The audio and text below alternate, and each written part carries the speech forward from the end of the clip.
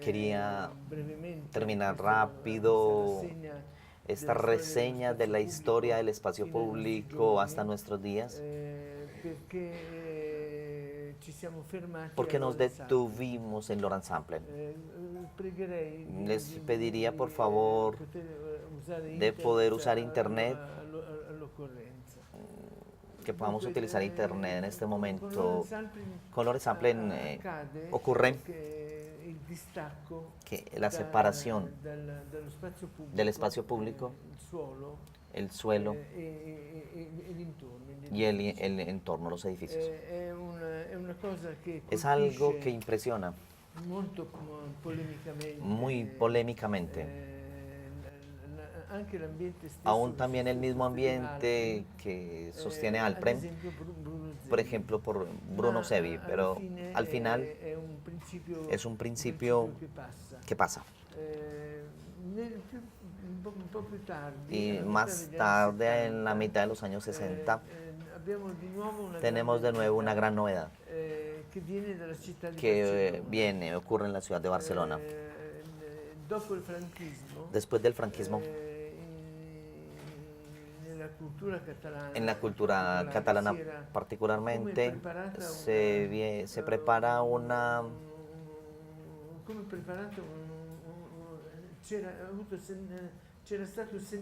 Había estado Sentor, que cambiaron mucho las cosas en una clase de arquitectos jóvenes, se preparó el deber. Y entonces, por ejemplo, vemos, por ejemplo, con Torres y Martínez La Peña, si lo podemos ver, la Villa Cecilia en Barcelona.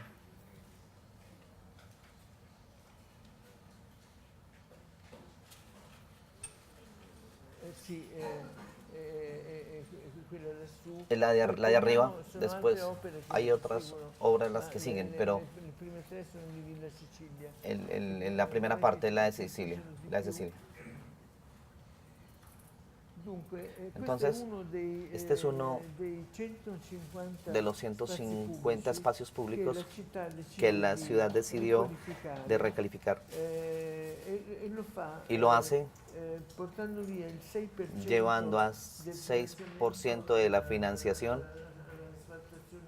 al asfalto, a la pavimentación de las calles. Y marca, da un asesor a un famoso arquitecto, Oriol Bohigat, la coordinación, con lenguajes muy diferentes. Muchos autores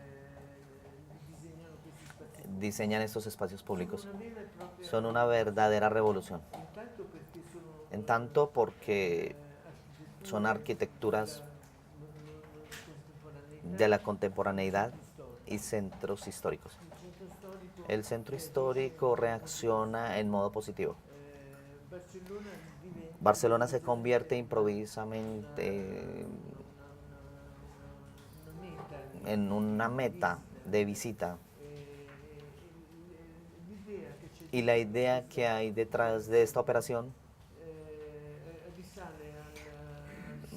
va a llegar el alcalde Pascual Maragall, que se convierte en un teórico a nivel internacional de una Europa de las ciudades más que una Europa de las naciones. Es un sueño que viene obviamente vencido.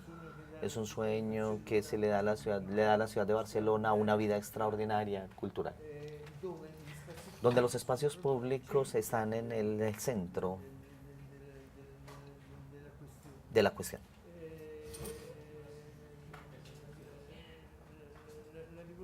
La revolución en Barcelona creará una gran imitación,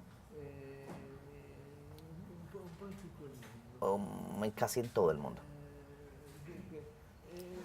Entonces, después pasan otros años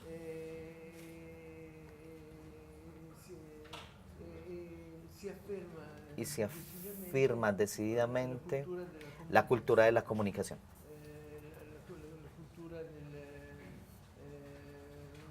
La cultura, una cultura mediática, una cultura de materiales, cambia un poco el registro y se afirma siempre más en el espacio público una experimentación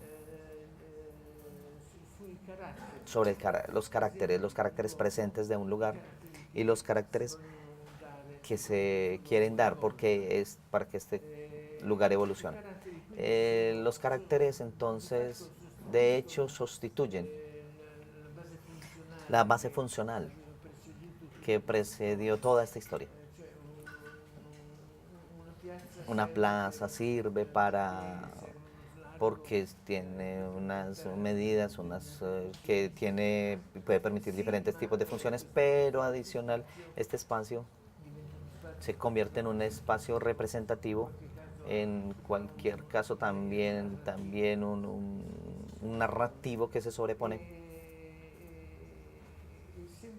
y es siempre más se trabaja en este sentido. El concepto de Genodloche se pone en discusión no porque Noversul, que fue el principal estudioso,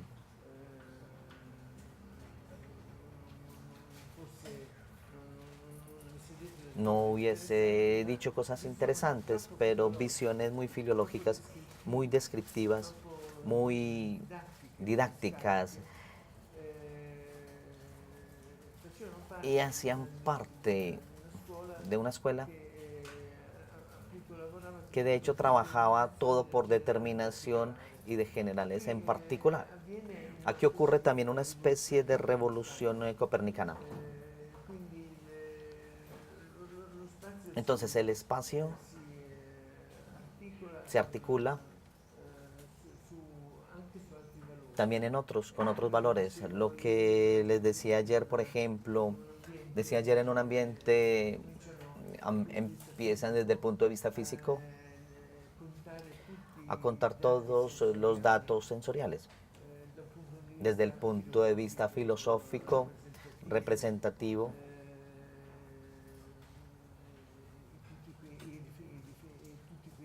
todas las referencias que dan al espacio una centralidad, lo vuelven protagonista de una obra pública que tiene una voluntad y la persigue.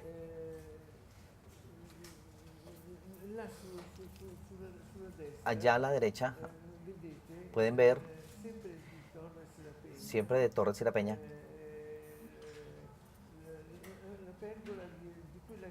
miren, esto es lo que es de la plaza más grande del mundo. No sé si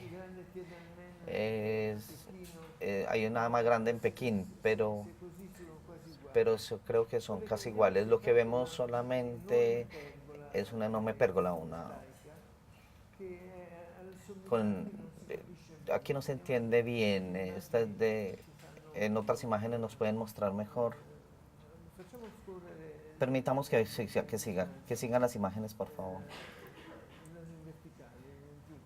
En vertical, hacia abajo. No clicando, sino bajando, corriendo. Esto le da el fin a este espacio inmenso. Este espacio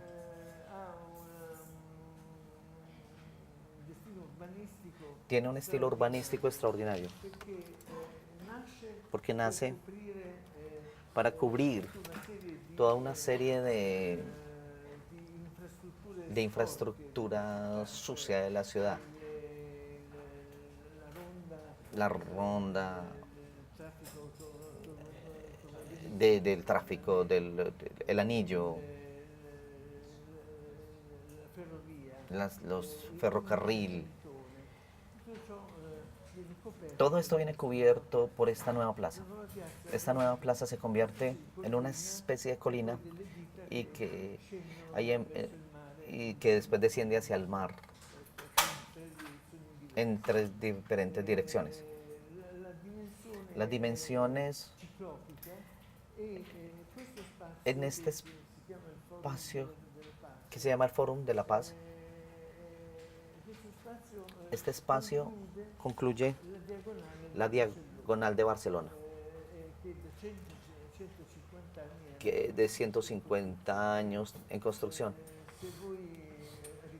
Si ustedes pueden recordar la planta de Barcelona, el plan de Cerdal es un plano con mallas regulares, octagonales, porque son rectángulos con unas espigas.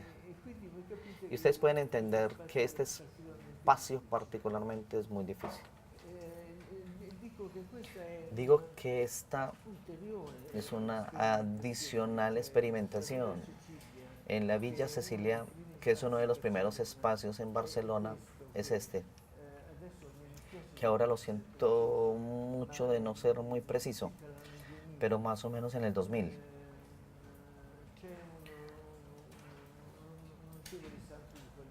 Hay un tipo de este estilo de calidad. Lo que ocurre después es la crisis. Una crisis que empieza con un problema económico negativo y toma todas las sorpresas porque lentamente la gente se da cuenta que no se encuentra más de frente a una simple crisis, pero se encuentra de frente a una mutación. Y que los tiempos precedentes no regresarían. Y que la crisis empezaba a parecerse mucho como efectos catastróficos a la del 29, pero no habían modelos para interpretarlo. Entonces hacia el espacio público tiene una fuerte tipo de arresto de una acción evidente económica y también por una necesidad. Aquí estamos en los días actuales y cada uno tiene que encontrar las respuestas más o menos necesarias. Lo que más me interesa y haber subrayado es cómo este problema del espacio público tiene una evolución muy compleja y por fases diferentes. Últimamente se ha llegado mucho a fenómenos repetitivos de moda y esto no está bien. Lo que ocurrió a menudo es que las nuevas obras se abandonaban los servicios de mantenimiento porque no eran aceptados. Y entonces a mí me ocurrió en la plaza de Catanzaro que las lámparas en los perímetros pertenecían a la viabilidad normal y tuvieron una normal vida, pero cada lámpara que estaba en el interior de la plaza, una vez que se quemaba, hasta ahí llegaba, su vida terminaba. Quería decirle simplemente esto, regresando a su ejercicio, yo cuento poder examinarlo con mayor cuidado, hacer que me puedan traducir todos los términos y después agregarlos me parece que en sus acciones, me parece muy bonito. Pero hoy, ustedes saben cuál es su tema, pero por, eh, yo tengo que comunicarles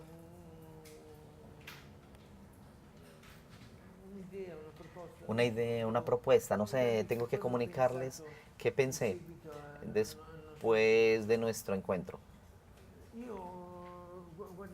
Yo mirando, no conozco las partes muy limitadas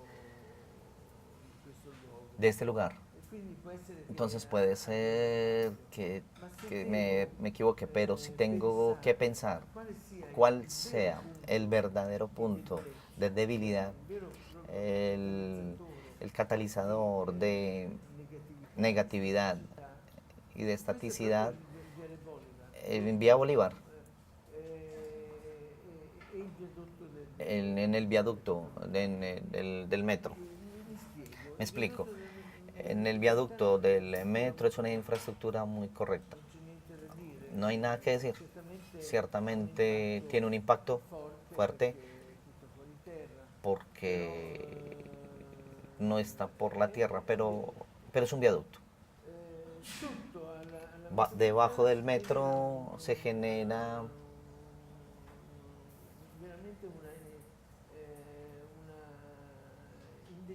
una indecisión de orientación, de organización del espacio. Es un espacio fuertemente degradado.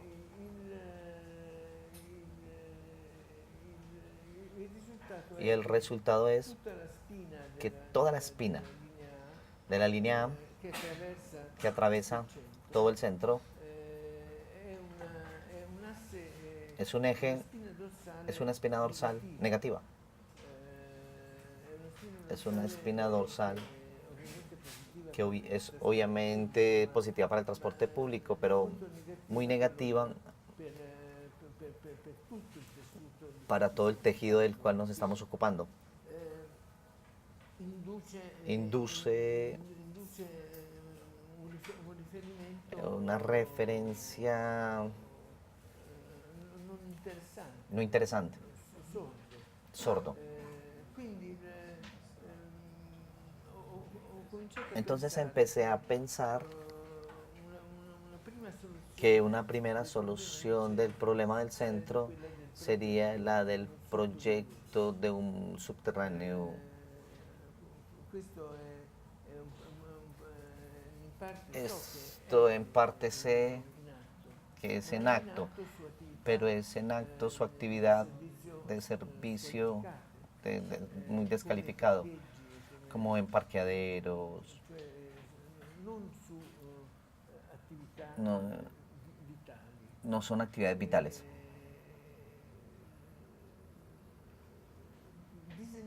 Diseñar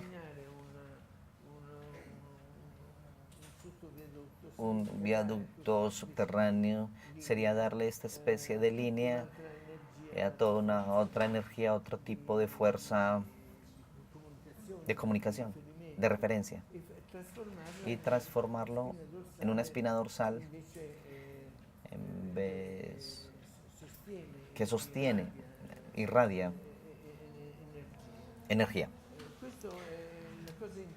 Esto es lo más interesante de esto, es que se podría hacer a costos relativamente muy contenidos, que se podría hacer por sectores, dependiendo la financiación, se podría diferenciar mucho.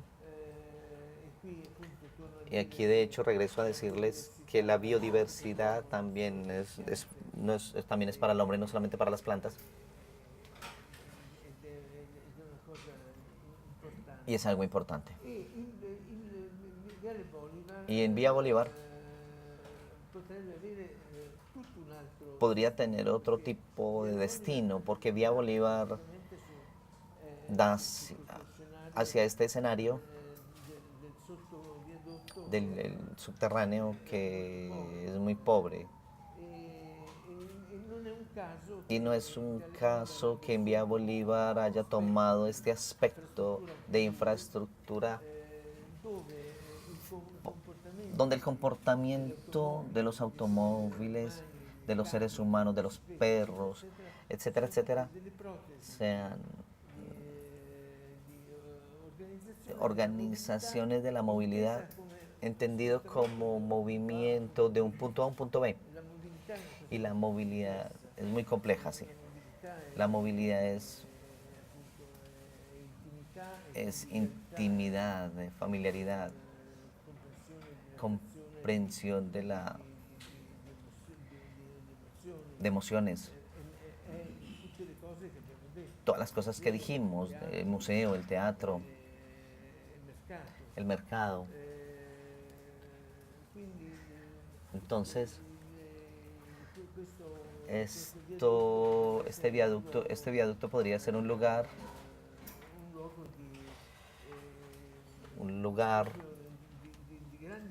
de grandes diferencias que tiene un común denominador muy clave.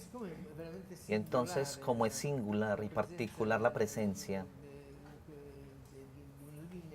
de una línea que atraviesa todo nuestro sector, no estoy hablando de kilómetro cuadrado, estoy hablando ahora de la situación general. Pero es indispensable hablar de la situación general para poder entender algo de nuestro kilómetro cuadrado. Entonces, yo pondría como propongo discutir si es oportuno poner como fondo principal esta idea, que es una idea que también puede crecer de la línea, o uno puede pasar a la línea 3, no sé, pero es un primer grado de... Esto tiene que ver obviamente con la habitación, las viviendas, en un modo no directo, pero indirecto, en el sentido que no se puede vivir obviamente en un viaducto si no está obligado, pero el viaducto induce a una recalificación de tejidos de 500 metros por parte, estamos hablando de 1 kilómetro de profundidad, que llevará, y allí obviamente la administración tiene que ser muy vigilante a que la especulación no masacre los sitios débiles, pero también llevará transformación de construcción y entonces tiene una adecuación de los complejos habitacionales por razones técnicas, etcétera.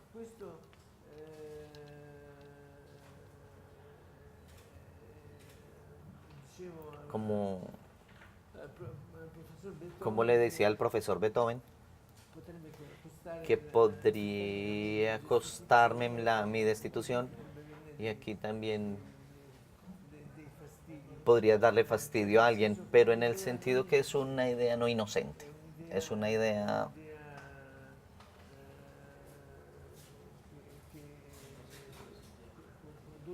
que viene conducida por una administración con convicción. Puede efectivamente llevar del Turkmenistán un turista a visitar este lugar con un interés. De lo contrario, se arriesga en producir una, un tipo de procesos ya dichos y ya notables en este caso, pero sobre la parte de los peatones, el sector de peatones, no es necesario detenerse en la reflexión. Esto tiene que ver problemas, por ejemplo, como en Roma, donde las vías se, se convirtió en una vía degradada, el corso en Roma, porque solamente hay peatones y se convirtió en una especie de multitud que viene allí simplemente a autoverse, a autocelebrarse. Y en cambio, que lo bonito de la calle sea la convivencia, actividades de trabajo, actividades lúdicas, actividades, moverse en el camino y los flujos de seres complejos. Yo me detengo aquí.